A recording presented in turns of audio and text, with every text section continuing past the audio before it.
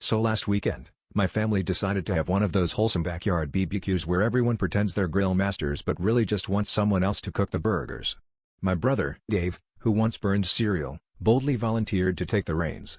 This immediately raised some eyebrows, but he insisted he'd watched like 6 YouTube videos and had achieved grill enlightenment.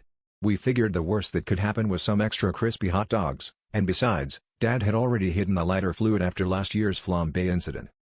Things started off fairly normal. Dave donned an apron that said "Kiss the Cook, if you dare," and started flipping burgers with the confidence of a man who thinks medium rare means still frozen in the middle.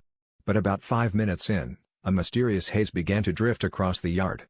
At first, we thought it was just a particularly feisty batch of charcoal. Then, the backyard filled with the sound of the smoke detector inside the house wailing like a banshee at a Taylor Swift concert.